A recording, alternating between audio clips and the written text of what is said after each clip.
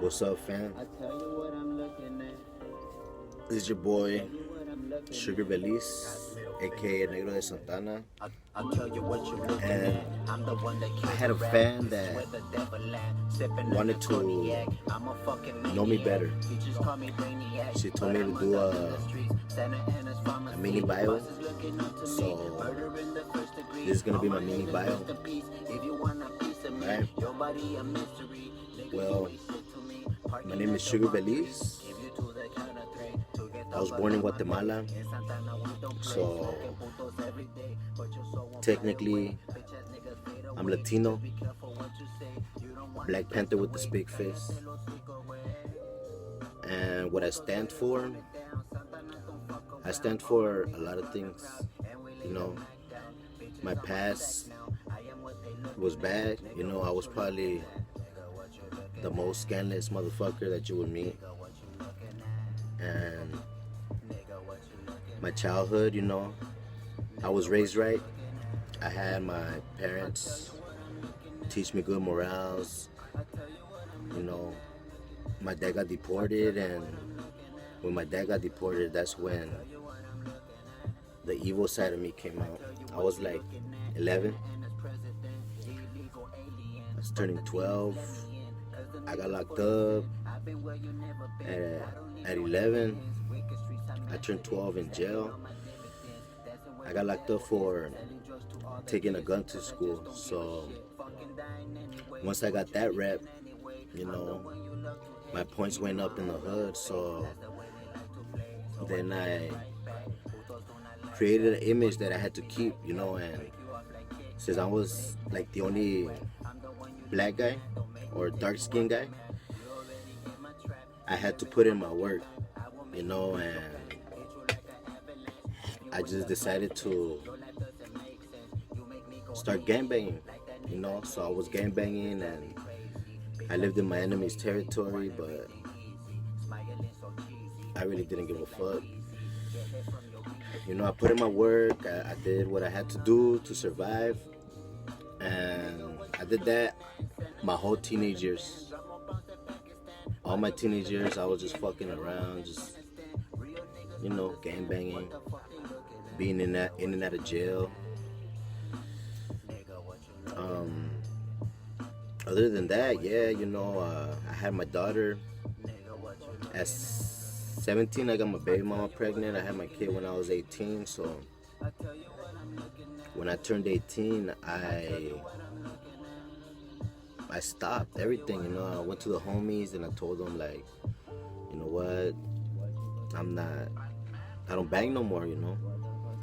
So they told me, like, what you mean, you know, you don't bang, you know, this is for life. I'm like, nah, that ain't for me, you know, and you guys gotta do what you gotta do, but I'm gonna stop this shit, you know. So, you know, they told me what time it was, and they still respected me, you know. I earned my respect, so they told me, all right, you know what, do your thing.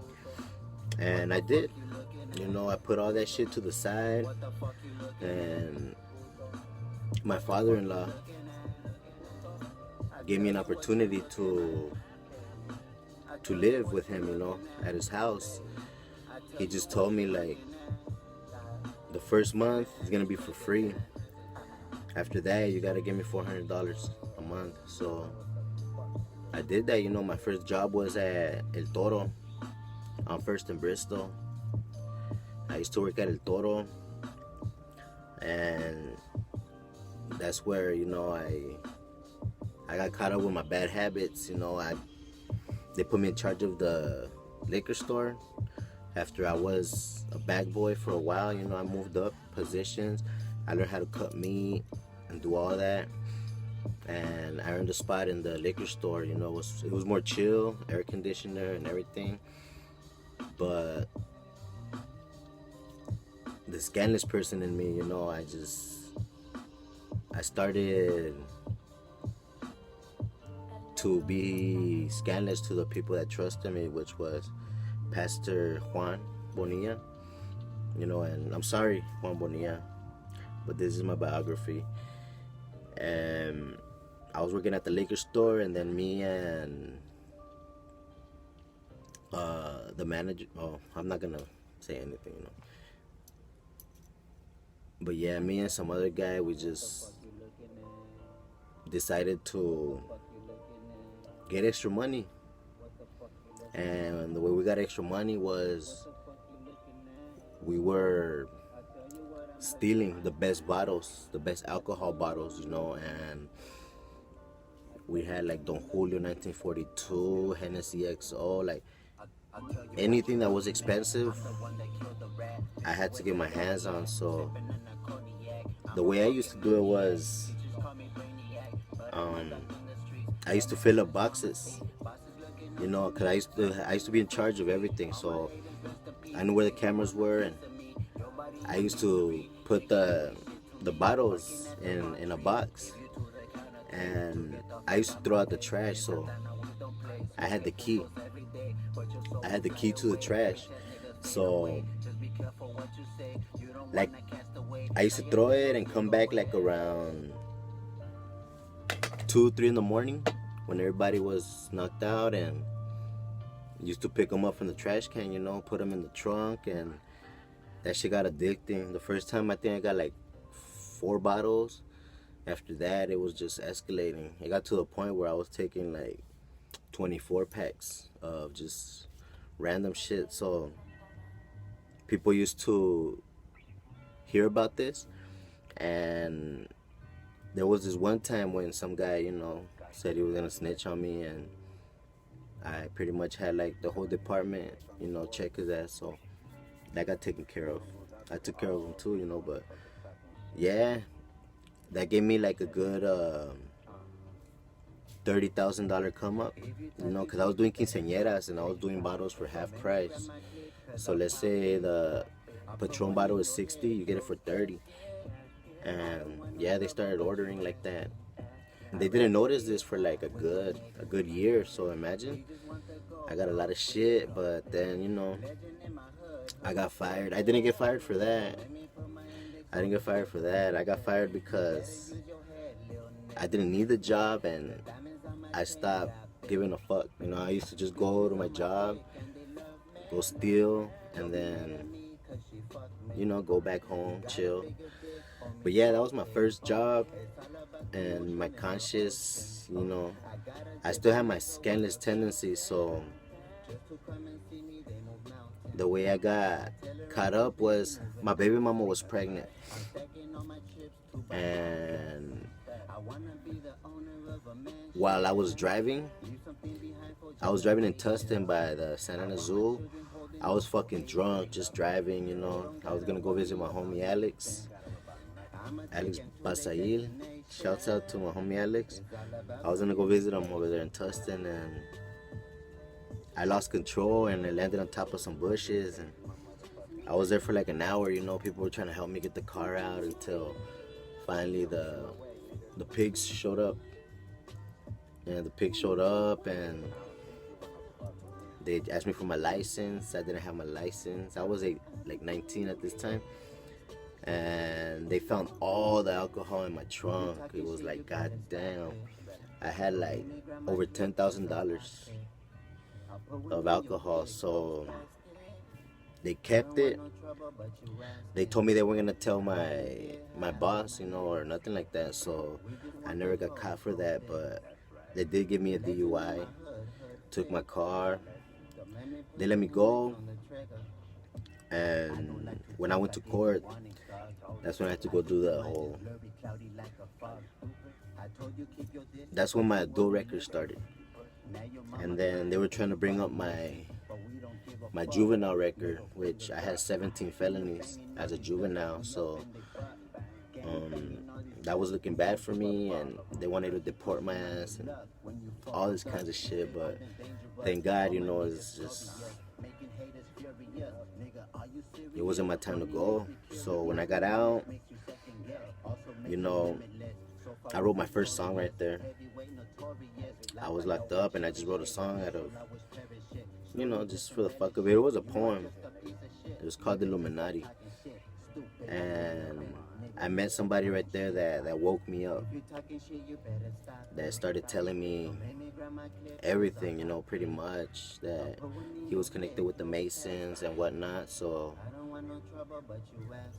once he taught me this, I opened my mind, and then I started doing my own research. And the first thing I started researching at that age was like the Illuminati. I started researching the Illuminati, and I started understand. I already knew how the justice system worked, and it didn't work at all. So, you know, the next time I got busted, I fought my own case, you know, and I did good. I did good, but the evidence was overwhelming. But anyways, you know, they just give me a little community service. So my adult record is clean. My juvenile record is fucked up. You know, I was locked up 7 times. Well, the longest I was out was like 3 weeks, from 11 to 17. I was just gang banging, like, you know, not giving a fuck, putting in work, and it was fun. You know, it was gladiator school, and I escaped. You know, when I was locked up, so all that shit looked bad on my record. But then, after I got fired from El Toro, I went to work at Oakley, and at Oakley it was the same thing. You know, like I was moving up, and then once I studied the whole industry, I became a Kanban. So when I became a Kanban is the guys that takes you the things that you need so you could make the glasses. So by the time I got to that level, I already knew how to make the glasses. So I uh, I started stealing glasses. You know, I started stealing the legs, and since you get searched when you go out, I used to tie them. I used to get wrap tape, and on my break or my lunch, whatever, I used to tie like, I started off with 10 legs, 10 stems, the left, the right, and after that, I was putting the frames. I was tying the frames over here, and I was just walking out like nothing, you know. And the lenses, I would get them later after they got checked. So I used to get home and make the glasses, and then when I had like 100 of them, I started selling them, and I started selling them at $50. You know, $120 glasses for $50, and that was helping me come up. You know, so then I was telling myself I don't want to go to work. You know, I was doing all this research, all this knowledge. I was feeling like a slave, so I said I'm just gonna go to work because it's fun to steal. So yeah, I will get my job done and everything, but you know, I started wanting to get high for free. So with that money, I bought some weed. You know, I bought me like a little ounce from the homie, and with that ounce, I was just selling it, you know, to get high for free, because I was spending like $30 a day on weed. You know, just like fuck them. So and that's when my rep started. When I started slanging, you know, it's like 19, and then I really didn't give a fuck because the weed game started getting good. You know, I started becoming the most known. So I used to go sell Nas at these parties, and you know, my rep went up, and I was doing good. I was doing actually big things. You know, I made power moves when I had the weed. So I had a lot of friends. You could imagine that shit, going out, partying, and that's when my problem started with my baby mama, because um, I used to party my ass off, and then after a year of, after a few years, like 2 years of coming up on Oakley, they fired my ass, and I just told them I don't give a fuck, you know, and it was cool. The last check that they gave me, I invested it in weed, so I got myself like, what was it, like a pound? I got myself a pound, and you know, it was moving. I moved that pound like in a week, So then I had my baby mama, count the money. So she was in charge of the money, and I was just bringing the money in and reading up and whoop de woo. So that's how I got to know my nigga TC. I know him through Cash. Like, and this is a trip how it all started. We were smoking at the parking lots right here at the church, and I asked Cash if I could be from Purple Productions when he was barely starting. He thought he was the shit and whatnot, and that fool he shunned me. He's like nah, and I was like, all right, cool, and we were in my car. TC was in the back seat, and I remember TC saying, "Hey, I got a studio. I fuck with music. You could come fuck with me." So that's where it all started.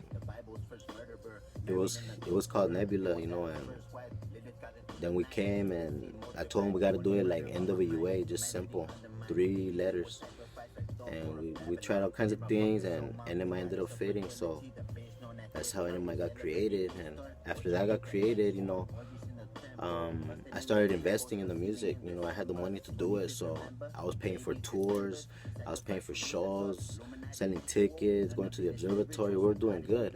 We had like a nice, nice start. But after that, I got robbed, and when I got robbed, I lost everything, and my wife divorced me. So I was pretty down, and I just started reading and enlightening myself. Like, fuck, what the fuck is next? So after that, I went into a little depression, but to this day, I'm getting myself back up. This is recent. So yeah, I got myself back up and started studying Confucius, and I started with flat Earth. Then that theory led to another one and another one, and then I started just reading everything that was in my site, and I make sure I put everything together. So my music is going good actually. I write every day. I am trying to change. Like relationships. I was always a dog. So I'm not good with relationships. Well, I wasn't good. Right now, I'm trying to perfect that craft. So I'm working on it. I'm working on myself. Right now, I'm trying to do this 4-month celibacy thing to use that energy on positive things.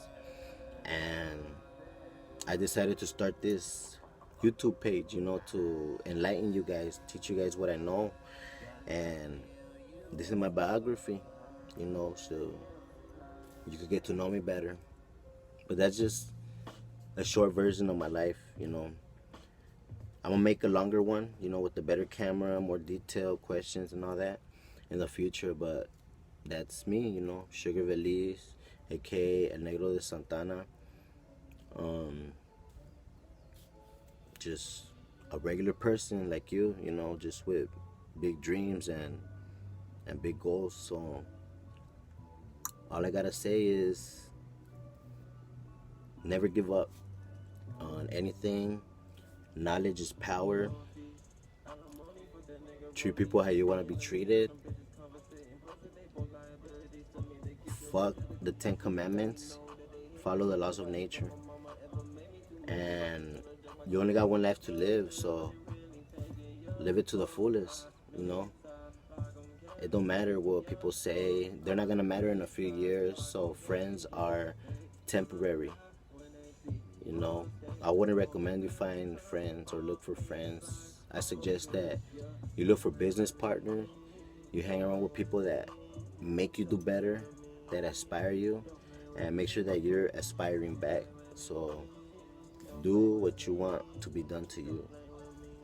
That's all I gotta say. I got 4 beautiful children: Briseis, Dolce, Alize, and Yahweh. They're all unique names. And I love life, I want to live to be 200. So I'm cutting all my bullshit. all my bullshit, you know, I'm just trying to fly straight. And on the music, well, first you gotta be bad before you're good. So I'm telling you guys all the bad shit that I've done, you know, and I'm getting all that out of my system because in the future it's gonna be nothing but positive. Actually, the future already started, you know, but you gotta take time. You know, this is the process. This is a marathon, and I'm in it to win it. I'm gonna be a legend from my city, at least. You know, I have to. I reached the point of no return, so this is what I'm gonna be doing for the rest of my life. Inspiring people, making music, loving life, and taking care of what I gotta take care of. But any suggestions I got is don't waste your time because you can't buy time anywhere. Spend your time wisely with your family, do shit productive, and you know, watch out for the snakes. Never be a snake, you know, and take care of your community, you know, give back. Definitely give back. I give back to these homies all the time, you know, I take care of them, but I will never let them step on my toes. They know what time it is. I earn my respect, you know. I don't gotta walk flexing on nobody. I'm Sugar, and everybody knows me as Sugar and Negro de Santana, and that's it, you know. I earn my respect. I could walk down any neighborhood, and it's not because I'm tough, you know. Yeah, I am tough, but it's not because of that. It's because I know how to respect people. I was raised right. I got all that scandalousness out of my system, but don't get it twisted, you know. You can't mistake my kindness for weakness, because I'm the devil in disguise. I'm either hot or cold. I can't be warm. But with that being said, that's my little biography. And like I said on the other one, I will give you more details. This is just a quick little bio so you can get to know me. Take care. God bless. And don't give up on your dreams. Fuck what anybody says. Just get it how you live.